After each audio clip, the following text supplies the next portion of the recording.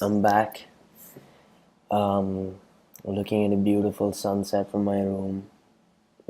After being out all day in the sun, it was a really nice day today. But that's enough about the weather. Today, what I want to talk about is the Euros. It's a bit premature, I know, but with the international break, I didn't want to spend time going over the results because it was a friendly, or it was a bunch of friendlies. And instead, I thought I'd throw in my 2 cents about what I think is going to happen in the Euros, um, based on what I've seen so far. So, first off, form outside of the tournament is irrelevant. This has been true forever. Everyone knows this. So take everything that I'm saying with a grain of salt, and I'm taking it with a grain of salt as well, because once you get into the tournament, it's just a completely different ball game. No pun intended. But I want to start off by talking about who I think will be the big players. Germany. Okay, so they had a really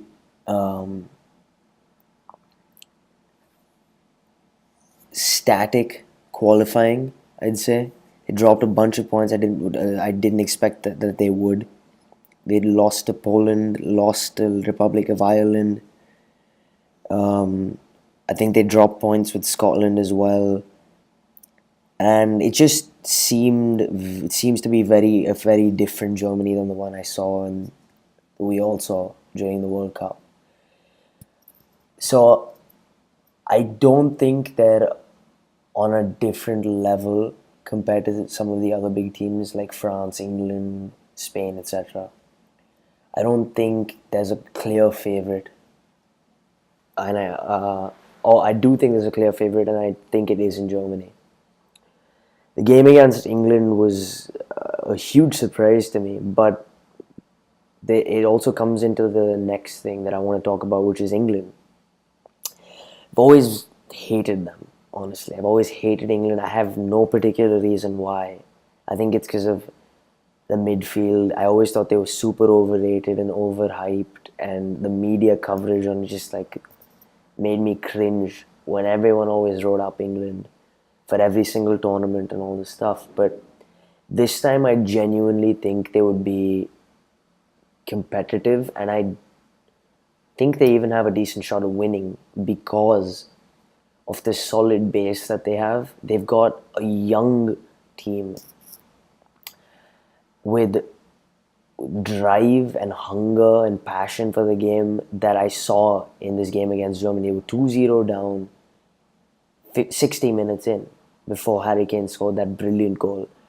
And then they ended up winning the game. So in 30 minutes, they won. They scored 3 goals in Germany against a German side that won the World Cup 2 years ago. And this drive is built off of the young players, the trio of Eric Dyer, Harry Kane, and Dele Alli. I've just built off that Tottenham foundation. But I don't want to put it all on Tottenham because you also have Danny Rose in the team, who's also from Tottenham. And then the two solid centre backs in Smalling and Cahill. I think they'll be inconsistent. I think their defense is their weak point. But you've got the young players. You've got Barkley in there.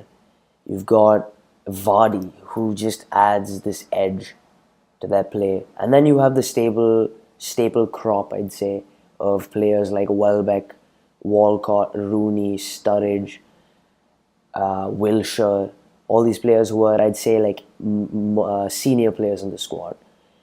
My worry is that Hodgson is going to stick with the familiar in the tournament, go with players who have tournament experience despite their form, despite how they perform this season. And what I mean by this is, instead of going for the risky move of playing Harry Kane up top, Jamie Vardy in support, Dele Alli and Eric Dyer and the team he basically fielded out today, I think he's going to go back to playing with Rooney, Sturridge, Walcott, Oxlade-Chamberlain, and he's not going to take risks. And I think that will fuck England's chances up. I don't know if this is just a judgment call, and this is just a prediction. But again, I think there's a few more fixtures before this next weekend of international teams, and managers are obviously smart and objective in their thinking, so he may surprise me. And this time, I genuinely don't hate England. I don't want to say I support them, but I love the team that they have because I'm a huge fan of the way Tottenham are performing this season, and I'm a fan of those players specifically: Barkley, Kane, Rose. They've got Walker, they've got Dyer. Dyer's such a strong guy in midfield, and I love that. Dele Alli's got the passion. Kane is such a top striker. He's got everything in his arsenal. He's got strength, finishing. He can shoot from anywhere. He's got such awareness in the box. His movement's amazing. He's willing to run down the channels. He can dribble. He's really the perfect forward, and I think I can see him transforming into like a Lewandowski, a Suarez. A few more years on the game. You never really know. Moving on from England, I was super impressed by France. I think France, if they're going to be my favorites for the tournament, I think France are going to take it. They've got, again, a really young, solid, fluid side with Paul Pogba in the driving role. You have Anthony Martial,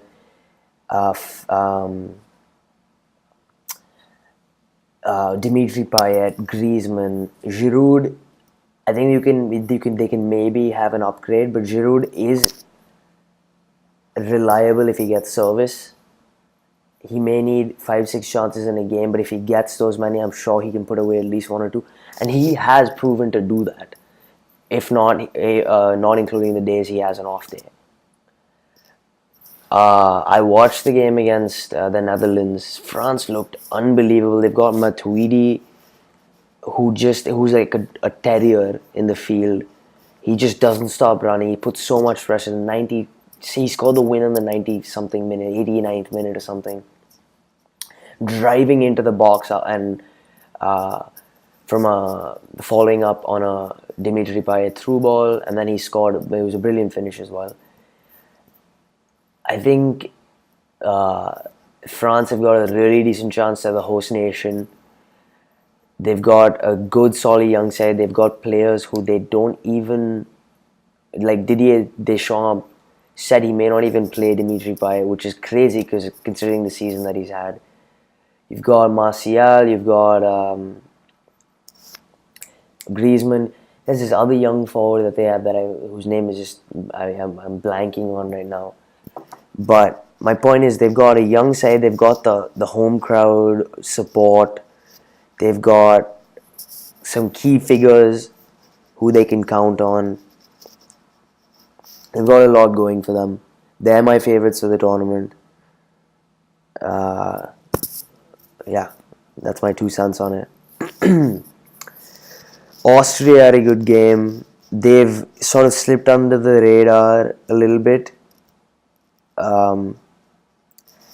I think they're the dark horse of the tournament. You never know exactly what's going to happen, like I said earlier, but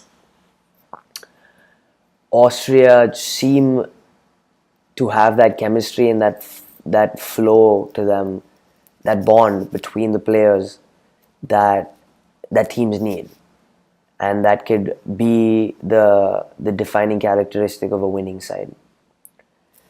It reminds me a lot of the Spanish bond. Of course, Spain had insane quality in their side during their era of dominance between 2008 and 13, I'd say. Austria probably don't have that quality on an individual level, but they've got that bond that you can see and sense off their play.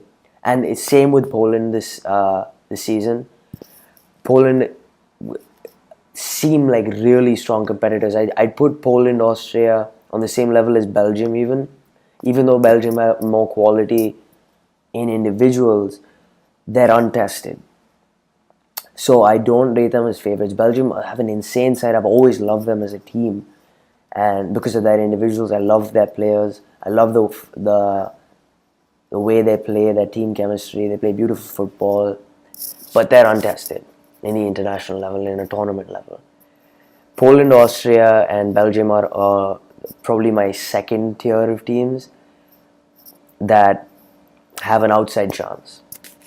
Now, speaking of Spain, I watched the game against Italy, and Italy looked good. They looked very hungry. Of course, this was in Italy. They had the home side on them. They had support, all this stuff. But this is the fixture that Spain in 2000 was it 12, 2014, whenever it was the Euro final that they won. It was 2012, where they demolished Italy. So same fixture, just 4 years later. Spain, they don't have a leader on the field. It doesn't seem like they do. Iniesta is the humble leader that is a lot of teams need, but they don't have that one figure like the David Villa that they used to, who would just chase and run down everything. Pedro's there, he's the workhorse, but he doesn't have that leadership quality that I think Spain need. Xavi is gone. Xabi Alonso is gone. Busquets is there, but apart from ridiculous quality in their midfield, they've got an untested forward line. Diego Costa is so volatile. I don't think he's gonna be the man who leads Spain anywhere. Alcacer I really like because he's got quality. He reminds me of Harry Kane a lot. He's not as tall, but he's got like that work rate. He's got the drive, the force, the willingness to chase down. He's got the quality as well. His finishing is amazing. He's got amazing ball control. He's got really good strength for his size. But I'm worried about Spain. I don't think I'm not sure they even make the semis. Italy, on the other hand, they're an outside chance. The weird thing about this tournament is there's so many teams that had former glory, like Italy, Spain even, France, that are rebuilding themselves. England as well can be considered a part of this. That it seems like everyone is more of an even keel. You also have that the fact that this tournament has a new structure where almost 3 teams from every group qualifies into the next round, which means there's more chance teams are going to be willing to risk more, give it more because of the chance of qualification, that it seems harder to predict. And again, the closer the tournament comes, there's going to be more analysis given into all of this by the mainstream media, even by me, by genuinely people who are interested in the sport. But I think it's just going to be harder to call who's going to win, and I'm going to stick with that. I still think it's going to be France because of the fact that it is in France. I'm not 100% sure though what's going to happen, and that's the best part about this because it's so unpredictable. It's going to be exciting. It's going to be edgy. There's going to be a lot of electricity. The tournament's going to provide, and I'm really looking forward to that. This international break, it was friendlies. The international break showed gave us a little bit of a glimpse into what could potentially happen to each team, and that was interesting to see. And I just had to get this out there into the world, I'd say, because that's what this podcast is about. It's about me giving my thoughts, analysis, and 2 cents about football, about a sport that we all love. So that's about it today. I wanted to do something different. I didn't want to do just a recap of results because that can get pretty redundant and boring. especially when it comes to the international break, the interest levels of people sort of just waver a little bit, including mine. I didn't pay attention to all the fixtures that happened, but I did have these thoughts that I thought would be of value, so I decided to record this. As always, feedback is appreciated, and you will hear from me very, very soon. Cheers.